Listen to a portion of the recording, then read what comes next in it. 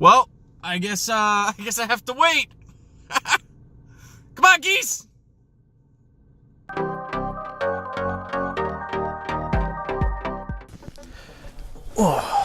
Hey there, Nip buddies, and welcome back to the channel.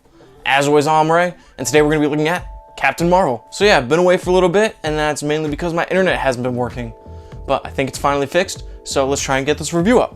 So Captain Marvel is the, 20th movie in the MCU franchise, and it's kind of a mixed bag, I won't lie to you. But before we get into the review, definitely go down and subscribe so you can stay up to date with all the videos that I do put out.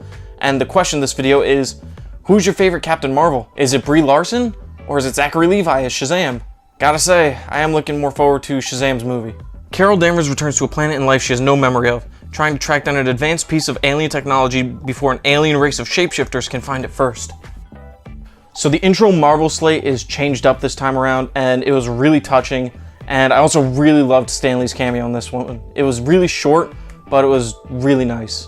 So Brie Larson did a pretty good job of bringing the titular character to life, and although I thought her performance was a little wooden at first, I thought after like the midway point of the movie, she really comes to her own and does a great job, and it was a lot of fun seeing her in the later part of the movie.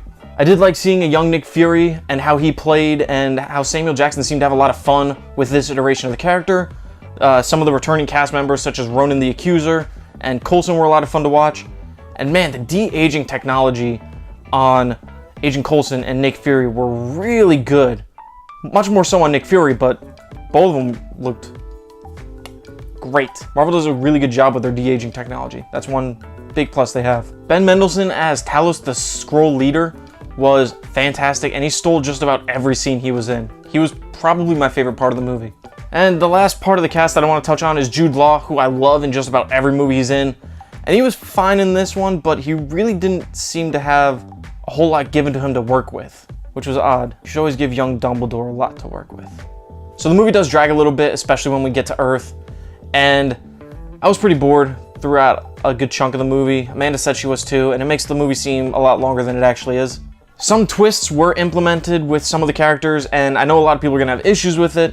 I personally really liked it, and it alleviated one of my biggest concerns for what would happen in Avengers Endgame, which was really good. I'm glad they went this route, because it could have really made me not care about any of the characters if they went the way that I thought they were going to. Also, the movie is pretty predictable, and you can see stuff coming a mile away. The visuals are really good. It's what you kind of expect from a Marvel movie. But that being said, there's nothing that really wowed me because we've kind of seen it all before at this point. So the story is set during the 90s on Earth, and the movie will not let you forget that. It beats you over the head with that. And even some of the musical choices from the 90s just felt like they were used to hammer home the fact that Carol Danvers is a woman, which we already know. I feel like they could have chose way better songs or implemented them better. This does feel like Solo for the MCU, where it answers questions we weren't really asking. Some of the answers aren't even really that satisfying. And I won't spoil anything for you in that regard because I don't want to do spoilers in this review. Although, if you've seen this movie, you already know what one of the twists is, so why even make it a twist? The action in the movie was a lot of fun to watch, from a really cool one-on-one fight, a Spec Ops mission. The whole final action sequence was a lot of fun, especially when she unleashes her full powers. That's really cool. But it's really dark from just being able to see which character's which and making certain things out. It's not the best choreographed fight, and I thought the fact that I couldn't really make stuff out was just because of my bum eyes. But I've seen a few other reviewers comment on this, so I guess it's a valid point to bring up. The movie is a lot of fun towards the latter half, and Brie Larson does a great job of bringing the character to life, but it felt a lot like having to eat my veggies before the dessert that's going to be Avengers Endgame next month. Captain Marvel gets a 7 out of 10.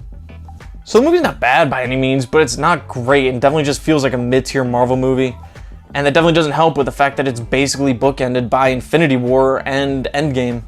So that's my review for Captain Marvel. I didn't really have the highest of expectations, and basically delivered in the area of what I was expecting. But let me know what you guys think down in the comments down here. As I said at the beginning of the video, definitely subscribe so you can stay up to date with all the videos. Give the video a like, share with a movie-loving friend, and let me know which of the Captain Marvels is your favorite. Thanks for watching, everybody. See ya.